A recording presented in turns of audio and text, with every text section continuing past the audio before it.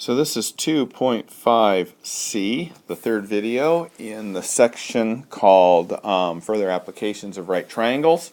Now this one's going to be a little bit hairier than the ones that we've had before. So I made the picture really big so I could explain what's going on here, and then I'll get it out of the way. Alright, Francisco needs to know the height of a tree. So what we're doing here, and let's do this in green, is we're actually trying to find that height. Okay, that's the big thing that we're trying to do from a given point on the ground. So let's say that you want to cut this tree down and you have your house sitting here, and you want to make sure if the tree falls it's not going to land on your house. So it's kind of nice to know the height of a tree. So we want to know the height of a tree. Alright, so let's see what we're given as far as information is concerned. From a given point on the ground, he finds that the angle of elevation to the top of the tree is 36.7. So here is a point that he's standing, and he's using a piece of equipment, which I've used before, so I know it's out there and it works, and he can measure the angle of 36.7 degrees from this place. We don't know how far he is from here. We just know that when he measured the degree of this line, it was 36.7. Alright, then he walks back 50 feet. So the distance between here and here is 50 feet. And he measures the elevation to the top of the tree again. And this time it was 22.2 degrees. We're looking for the height of the tree based on this angle, and this length right here. Okay, so we've got a couple things that we need to be thinking about in order to do this. So we have two unknowns at this point. We don't know this length and we don't know this height. But because we know this length, we'll be able to find this length and this height. So let's make this smaller and we'll go to town with it. Well, the first thing you notice about this is that we know absolutely 100% nothing about this length right there, the hypotenuse. We don't know anything about this hypotenuse. So what we're going to do is we're going to throw out any trig function that deals with hypotenuse, because we don't know anything about it and we don't need to know anything about it. So that means cosine and sine are thrown out because they both have to do with hypotenuse. And we're just going to use tangent. Okay, so let's write down what we know as far as tangent. We know the tangent of, well, let's take our first angle, 36.7 degrees equals opposite over, okay, so h is our height, equals opposite over adjacent, x. Takes me a minute to get my head wrapped around this. Okay, so that's my triangle ABC. So if I were to use triangle ABC, that's what I've got.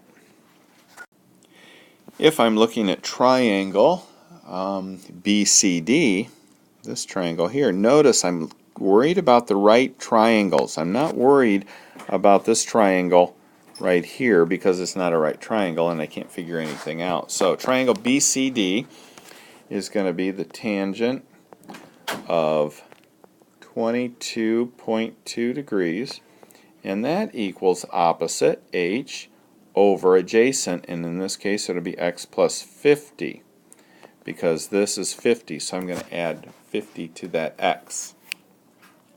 So looking at both of these, let's look at the green one. I'm going to continue with the green ink as I look at that.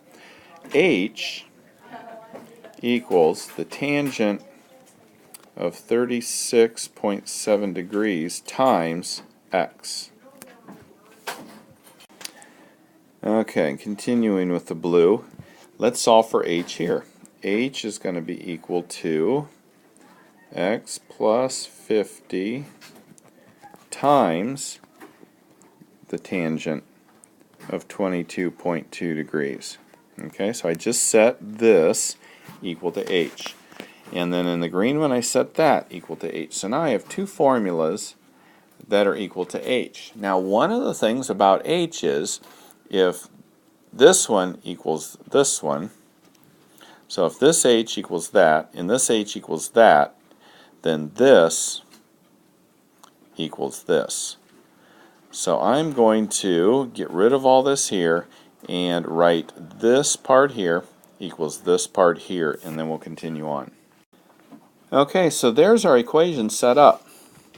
Well, what are we trying to do? We're trying to find out what x is, because if we can find out what x is, then we can add it to 50 and get this whole length here, and then we can find h without any problem. So that's our goal right now, is to find out what x is. So how do we find out what x is with all this mess? Well, I'm going to take, and I'm going to leave my side over here alone. X tangent 36.7 degrees. And I'm going to switch this around just because it works better for me. 22.2 times 50 plus x. Alright, now I'm going to distribute this. I'm going to distribute it to the 50 and to the x. And I'm going to get x tan, again I'm leaving this alone, and I'm going to distribute that tan of 22. So now I have 50 tan of 22.2 plus x times tan of 22.2. Okay? Now the reason I did that is because I've got an x here and I have an x here. So I can take this here and subtract it from both sides and get it over here. So I'm going to take x tan of 36.7 minus x tan of 22.2 and leave that equal to 50 tan 22.2. Now I can subtract those two right there. And so what I'm going to do is I'm going to factor out my x.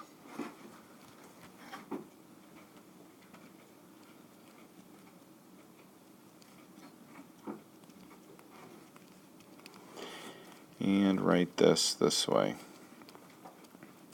Now there is another way you could do that. You could take the tangent of 36.7, tangent of 22.2 on your calculator. You know, you're going to factor out still, you're going to factor out the x, what's common to both of these terms. We're going to pull out, but I'm just following this way. Looks like that's what the book is doing. And at this point, now I can take this whole thing and divide both sides by this whole thing in parentheses here. In fact, I'm going to do something different, I guess, than the book. I'm going to take the tangent of 36.7 and the tangent of 22.2 and go ahead and find out what those are. And then I'm going to find out the tangent here, because I just am tired of messing with all the trig functions. So I can move some of this stuff up out of the way. We're done with all of this, so I can move this up so I have some room. So I am just going to look at this here, and I'm going to take the tan of this, take the tan of that, take the tan of that, and put decimals in their places. So I'm going to go ahead and pause this while I do that. Okay, so I took the tan of 36.7 and got that, tan of 22.2 and got that, and put it there too because that was the same. Now I can subtract these two, so let's go ahead and do that. And when I subtract these two, I get 0.3372. And I'm also going to multiply 50 times 0.4081 and get 20.405. Okay, and that just gets rid of all the tan and all that. You might as well do that, and then because you're writing and everything, it just gets to be a lot easier. Alright, so now we're going to divide both sides by this, and that cancels that, and we're going to divide this side. So that divided by 0.3372 gives me 60.51. Okay, so all that work and that found x. X is 60.51. So I'm going to erase all of this if I can. And it might not be as quick and easy as I think. So 60.5, we got that.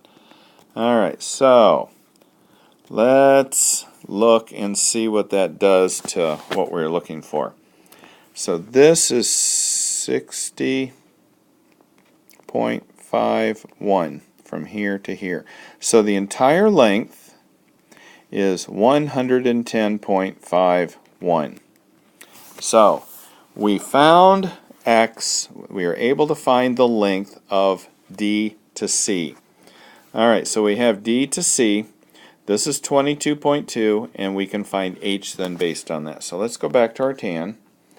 Our tangent of 22.2 degrees equals the opposite over 110.51.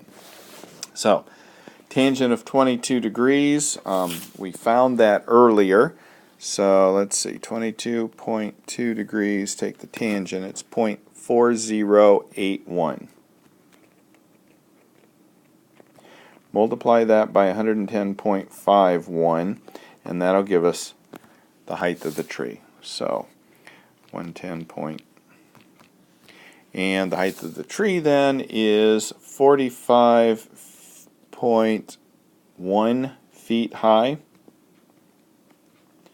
The book says the tree is approximately 45 feet high. Okay, so that is it for, oh golly, example 4. Kind of a rough one there. A lot of stuff to do. And the problem is you make one little mistake and it screws everything up. So don't make any mistakes. Alright, so that's it for the lecture of lesson 2.5.